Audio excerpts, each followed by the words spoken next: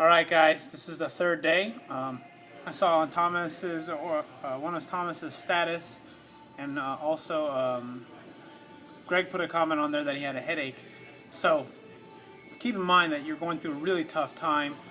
Depending on how bad you're eating prior to starting the diet, it's going to be pretty rough. Again, the worse you're eating, man, it's going to be hard. I mean, you'll be full and you'll be satisfied, like physically, the feeling, but the problem is your dopamine receptors aren't getting the same response they used to because of the sugar and the carbohydrate intake.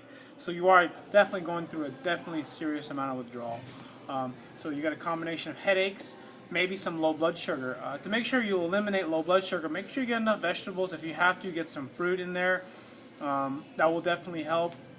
I really don't recommend steering away because if you do, you won't get through this first part. I mean, this is the first 3 or 4 days. Just be super strict for 3 full days, and then if you have to, cheat on the 4th day with some grains. I don't recommend it, especially if you want to do a good job and stay on track, but it might just help you keep your sanity. The hardest part is going to be going through this withdrawal phase because the whole week could be bad. I commented on Thomas's status and said that you could also be going through caffeine withdrawal, sugar withdrawal, and just general low carbohydrate intake. Keep in mind that you also might not be eating enough calories.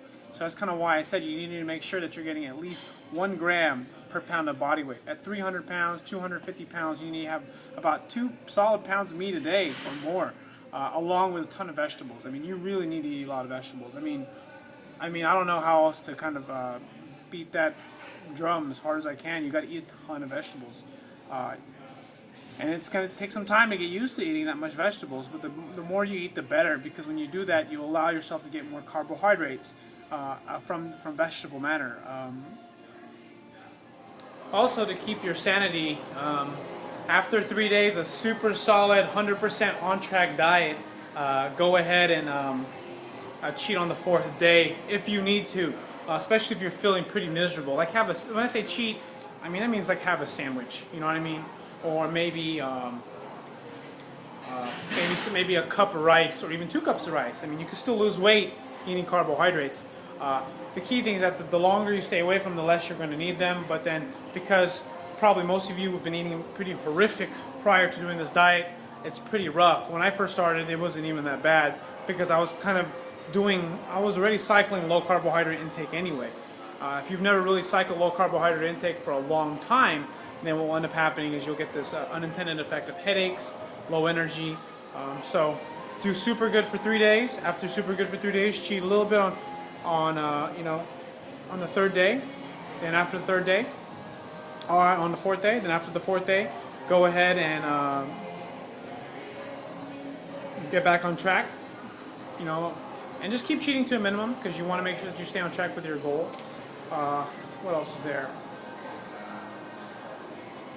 Again, make sure you're not over-exercising, especially during this nutrition transitional phase, or especially if you feel miserable, because again, you don't want to get hurt and you don't want to get sick.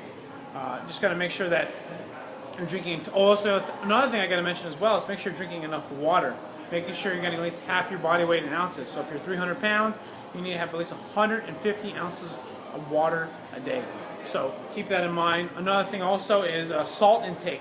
The other thing that will cause you to feel the way you do is very low sodium intake, because when you are starting to eat really good, sodium intake drops. So even if you're eating enough calories, your sodium intake might be really down the tank, and having a low sodium will cause dehydration even if you're drinking enough water. So make sure that you get your sodium intake sodium intake up a little bit, have some salts in your food. What else is there? And those are probably the main things I keep a suggestion right now. Yeah.